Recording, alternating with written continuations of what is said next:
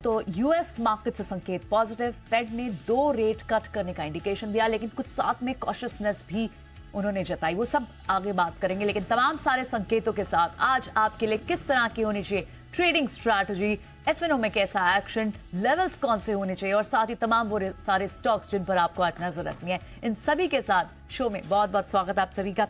Quickly पहले तो US markets को समझ लेते हैं, क्योंकि कल एक बड़ा जो ट्रिगर आना था वो आना था एफओएमसी मीट से। जेरेमी पावल उन्होंने इंडिकेट भी किया, 2 रेट कट्स की बात की, लेकिन साथ में बहुत सारी कॉशियसनेस भी बताई। लेकिन मार्केट्स ने इसे एक अच्छे पॉजिटिव स्ट्राइक में लिया। डाउ, नैस्डैक और एसएनपी सभी में आपको 1% से ज्यादा की तेजी भी दिखाई दी। कुशल हमारे साथ जुड़ गए स्टूडियो में ये बताने के लिए कि एक्चुअली और क्या सारी बातें उन्होंने की। कुशल, मॉर्निंग।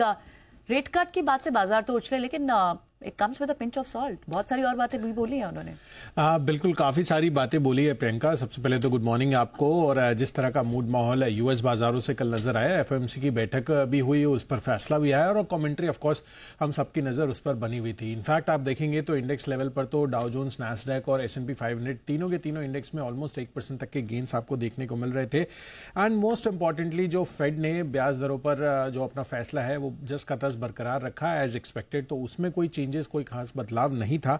लेकिन अगर आप देखेंगे तो 2025 में ही यहां पर 2 बार कटौती का जो अनुमान है, जो दिसंबर में भी पहले उन्होंने लगाया था, उसको भी उन्होंने मेंटेन किया है। तो ब्याज दरों में जो कटौती को लेकर चिंताएं लगातार बनी हुई थी कि हो सकता है कि जो रेट कट्स है वो मे बी 1 हो जाए, बट वैसा नहीं हुआ। उन्होंने जस का तस जो सिचुएशन है वो बरकरार रखी है। लेकिन ट्रम्प टैरिफ को लेकर, जो महंगाई को लेकर स्पेसिफिक जो चिंता इनकी बढ़ती हुई नजर आ रही है, वो उन्होंने क्लियरली हाईलाइट किया है। बट उन्होंने ये भी कहा है कि एक ट्रांजिटरी फेज हो सकता है। तो इसी चीज को जो यूएस बाजार है वो ज्यादा वेटेज देते हुए नजर आया और इस कारण से बाकी जो जीडीपी ग्रोथ फोरकास्ट पे उन्होंने थोड़ा सा घटाया है, उसको वो इग्नोर करते हुए चले और इस एस्पेक्ट को उन्होंने ज्यादा क्लोजली वेटेज दिया और इसी वजह से यूएस के बाजार जो है बढ़िया जो है प्रदर्शन करते हुए नजर आए। इकोनॉमी और साथ ही लेबर मार्केट में भी जो मजबूती है वो भी जारी है, वो उन्होंने क्लियरली हाईलाइट किया है।